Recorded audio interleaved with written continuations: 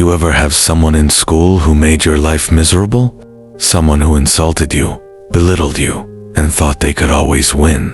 Well, when my childhood crush turned out to be the meanest girl in class, I decided I wasn't going to play victim. And when the tables turned, I pulled off one of the pettiest, yet most satisfying revenges of my life. If you've ever dreamed of serving justice to someone who wronged you, hit that like button, subscribe, and get ready, because this story is all about turning heartbreak into hilarious revenge. Let me set the scene. This was years ago, back when I was still in school. I wasn't exactly smooth with my crushes, but there was this one girl, let's call her Nia. She was pretty, confident, and she knew it. And for a while, I had this little crush on her. Harmless, right? But here's the thing about Nia, she had a sharp tongue. You know that one kid in class who always has something snarky to say? That was her.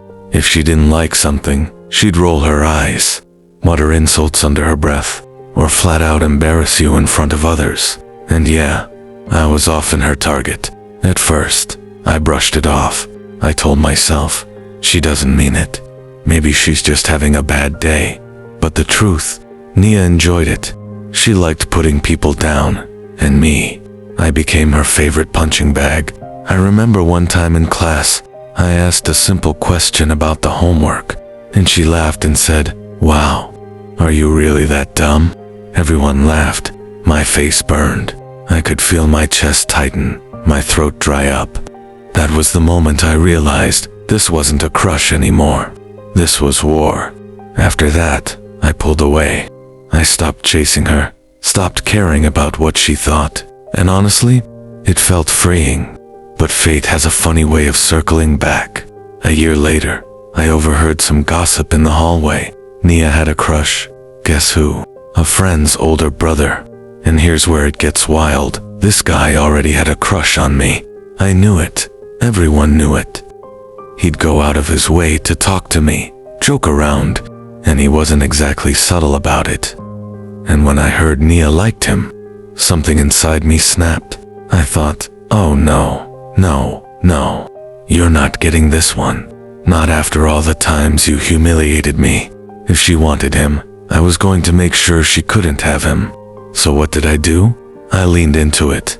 Every time her crush was around, I made sure to smile at him, laugh at his jokes, and give him just enough attention to keep him hooked. And oh, the look on Nia's face, priceless. You could see the jealousy in her eyes. She'd glare at me across the room, biting her lip like she wanted to explode. For once, she wasn't in control and I was loving it. But here's the thing, I didn't actually like the guy back. Not romantically. He was sweet, funny, and honestly a great person. But this wasn't about love. This was about payback. So I walked this careful line, friendly enough to keep him close, but never crossing into anything serious. I played the long game. I made sure Nia knew he liked me. I let her watch it unfold, powerless to stop it. Every interaction between us was like salt in her wound. And the best part? I didn't even have to be mean. Just existing in his orbit was enough. Dialogue moments, heightened drama. Nia whispering to a friend, loud enough for me to hear. Why does he even like her? She's nothing special. Me smiling calmly, turning to the guy. Want to grab lunch later? His eager sure, and Nia's jaw dropping. Eventually, I came clean to him. I told him straight up, listen, you're a great guy, but I don't see you like that. Part of me expected him to be upset, maybe even angry that he'd wasted time on me. But instead, he just smiled and said, that's okay. I still like hanging out with you.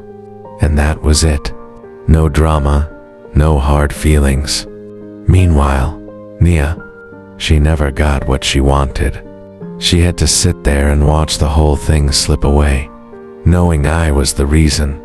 It was the sweetest kind of revenge, not cruel, not over the top, but just enough to remind her that she couldn't always win. That moment lives rent-free in my head. The look on her face when she realized the guy she liked only had eyes for me and that I didn't even want him. It wasn't about romance. It was about flipping the power dynamic. For once, she wasn't the one calling the shots. I was looking back. I laugh at how petty I was. I mean, was it over the top? Maybe. But after years of being her verbal punching bag, it felt good to get that little win. Sometimes, the sweetest revenge isn't loud, it's just making sure they don't get what they want. So tell me, what's the pettiest revenge you've ever pulled off?